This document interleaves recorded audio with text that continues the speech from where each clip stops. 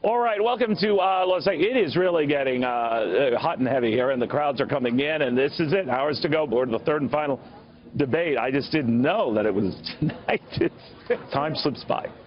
Anyway, one of the things you always hear for the Trump people, this is it. This is where they've got to make their case because they're in a world of polling hurt.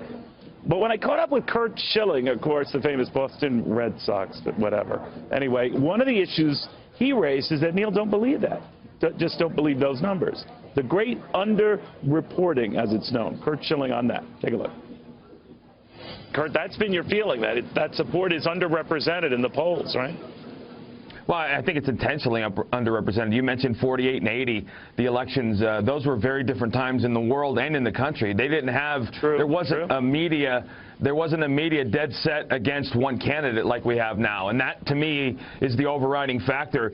Because as the world that I'm out in is not reflective of what the polls are saying. And that, to me, is probably as important as anything. I don't think lightning has to strike in a bottle. I think you're going to see what amounts to political revolution on the 8th. I think that there's an enormous amount of Trump supporters that are either not being polled or not coming out as Trump supporters during the surveys. And James Carville said, I think about a month and a half ago, that Democrats were being oversampled like 15 to 25%. I see no reason why the media would change that narrative, because for all intents and purposes, I think the American people believe the media wants to get Hillary Clinton elected no matter what.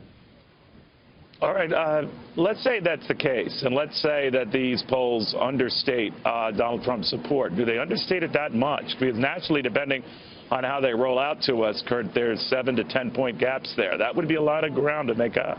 Well, I guess I would ask you, Neil, in the last 10 to 12 days, or 2 weeks during the slippage in the polls, what's happened to cause him to lose support? The two tapes. But daily, we've gotten affirmation that Hillary Clinton's exactly what we believe she was. I think but that's getting ignored in the media. No, I agree with what you're saying, but that is getting ignored in the media. The Trump stuff gets a lot of attention, not the her stuff. You're right. There was a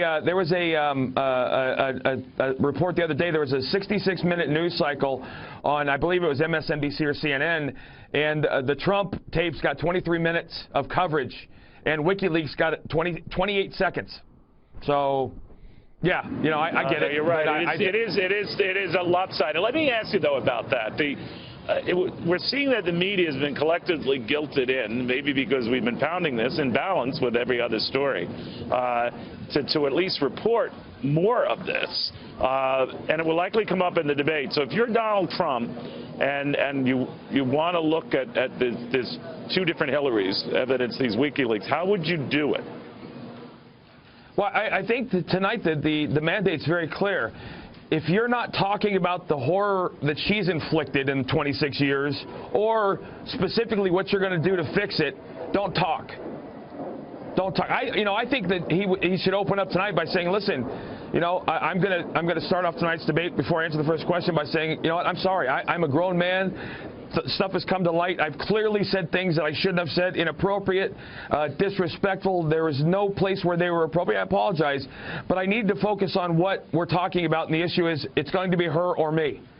For 26 years, this woman's been about herself. It's been about stealing, lying, corruption, and all the things that WikiLeaks is proving to us. Not for 1 second has she ever made a decision that would put country before herself. And I think people need to understand that that's what we're talking about.